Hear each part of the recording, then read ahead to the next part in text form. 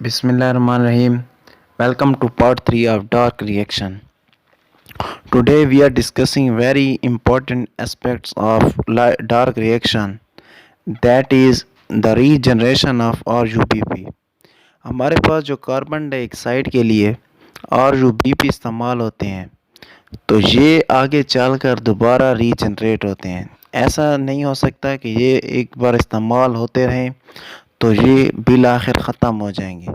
तो इसकी रीजनरेशन के लिए एक मैकेनिज़्म है जो हम डिटेल से देखते हैं। तो इसमें जो 6 G3PI हैं, वन ऑफ देम जो होता है वो एक्सपोर्ट हो जाता है और जो बाकी बचते हैं, ये जो 6 किस्म के G3P हैं, इनमें से 3 जो होते हैं वो आइसोमेराइज्ड होकर DHAP में कन्वर्ट हो जाते हैं और बाकी जो 3 है वो G3P की हालत में रहते हैं। जो पहला है G3P, ये आइसोमेराइज्ड होकर DHAP में तब्दील हो जाता है और ये इस तरह एक्सपोर्ट हो जाता है फ्रॉम स्ट्रोमा टू साइटोप्लाज्म। और इस तरह जो बाकी हैं G3P और ये जो है DHAP, ये एल्डोलेज की मौजूदगी में फ्रक्टोज 1,6-bis फॉस्फेट में तब्दील हो जाता है। आगे ये फास्फेटेज की मौजूदगी में एक फास्फेट को निकाल देता है और ये फ्रक्टोज 6 फास्फेट में कन्वर्ट हो जाता है। फ्रक्टोज 6 फास्फेट और G3P ये मिलकर ट्रांसकीटोलेज की मौजूदगी में, ट्रांसकीटोलेज क्या करता है कि ये जो कीटोज ग्रुप होता है, जिस तरह यहाँ पर फ्रक्टोज है, इससे 2 कार्बन निकाल कर एल्डोलोज शुगर को देता है। जिस तरह हमारे पास G3P है, ये एल्डोलोज है और फ्रक्टोज ये कीटोज शुगर है। तो ये 2 इसको देगा G3P को और ये 5 वाला ज़ाइलोलोज बन जाएगा। और ये पहले फ्रक्टोज जो था कीटोज शुगर थी, अब ये एल्डोज शुगर हो जाएगी।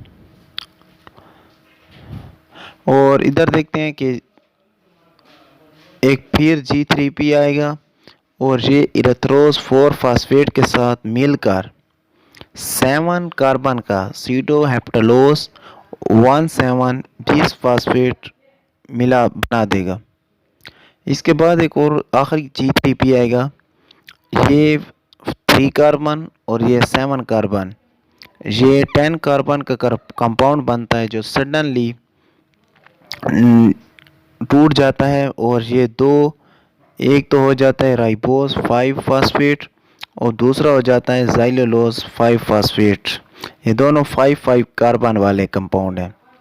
जो राइबोस 5 फास्फेट है, ये आइसोमेरेज की मौजूदगी में राइबोलोज 5 फास्फेट में कन्वर्ट हो जाता है। हमें चाहिए था राइबोलोज 1,5-bis फॉस्फेट, एक हमारे पास आ गया है राइबोलोज 5 फास्फेट।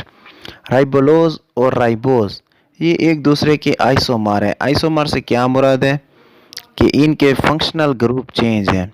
इसमें एल्डोस शुगर है और ये कीटोस फंक्शनल ग्रुप है। बाकी जो हमारे पास ये बचा है ज़ाइलोलोज, और एक हमारे पास पहले ज़ाइलोलोज बना था। ये ज़ाइलोलोज और राइबोलोज ये आपस में एपीमर है। एपीमर क्या होता है कि जब सेंट्रल कार्बन के गिर्द कॉन्फ़िगरेशन जब चेंज होती है, एक ही कंपाउंड की जब कॉन्फ़िगरेशन चेंज होती है, यानी इसमें फंक्शनल ग्रुप चेंज नहीं होता है, बल्कि जो एटम्स होते हैं, उन कार्बन एटम्स, उनके जो कॉन्फ़िगरेशन होती है वो चेंज हो जाती है और ये ज़ाइलोलोज कन्वर्ट हो जाता है इनटू राइबोलोज। इसकी फिर फास्फोराइलेशन होती है, यानी इसमें राइबोलोज 5 फास्फेट काइनेज ये एक एंजाइम है जो कि ATP को ADP में कन्वर्ट करता है और एक फास्फेट राइबोलोज 5 फास्फेट के साथ लगाकर इसको दोबारा राइबोलोज 1,5-bis फॉस्फेट बनाता है। और यही हमारे पास थी राइबोलोज 1,5-bis फॉस्फेट, यानी RUBP जो हमने बनानी थी। ये हमारे पास 3 RUBP इस्तेमाल होते हैं और इस तरह से हमारे पास 3 RUBP दोबारा बन जाते हैं। और एक जो कार्बन डाइऑक्साइड होती है, ये जो कार्बन डाइऑक्साइड इसकी फिक्सेशन होकर हमारे पास एक प्रोडक्ट बनता है जिसे हम कहते हैं DHAP। 3 कार्बन आती हैं और 3 हमारे पास RUBP आते हैं और इससे हमारे पास एक G3P एक्सपोर्ट हो जाती है और फिर वही 3 जो RUBP इस्तेमाल होते हैं वो दोबारा बन जाते हैं। और ये जो कार्बन डाइऑक्साइड की फिक्सेशन का प्रोसेस होता है, ये एक एंजाइम है रूबिस्को, उसकी मौजूदगी में होता है। ये जो एंजाइम है ये डुअल नेचर एंजाइम है, यानी ribulose base phosphate carboxylase and oxygenase. अगर कार्बन डाइऑक्साइड की कंसंट्रेशन ज़्यादा हो तो ये एज ए कार्बोक्सिलेज काम करता है और अगर ऑक्सीजन की कंसंट्रेशन ज़्यादा हो तो ये एज ए ऑक्सीजिनेज काम करता है। आगे हम देखते हैं कि सिंथेसिस ऑफ फाइनल प्रोडक्ट।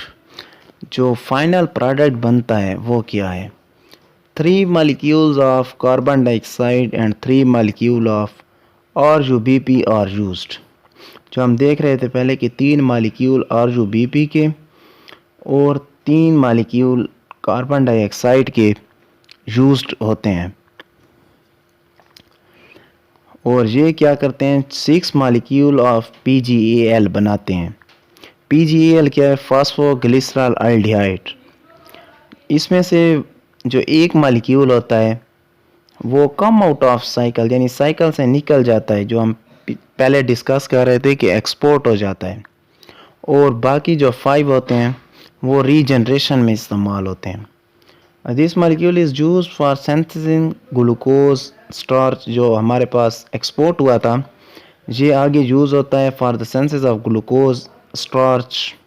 और जो हम बात कर रहे थे कि रिमेनिंग होते हैं 5 मॉलिक्यूल ऑफ PGAL, ये कहाँ पर यूज़ होते हैं? ये यूज़ होते हैं in the regeneration of RUBP, जो हम तफसील से देख चुके हैं। तो नेक्स्ट लेक्चर में हम ऑक्सीजनेस का कंसेप्ट देखेंगे, किस तरह रूबिस्को एज ए ऑक्सीजनेस काम करता है और किस तरह हमारे पास C2 साइकिल चलता है और फोटो रेस्पिरेशन का प्रोसेस होता है। Thank you. Press the bell icon on the YouTube app and never miss another update.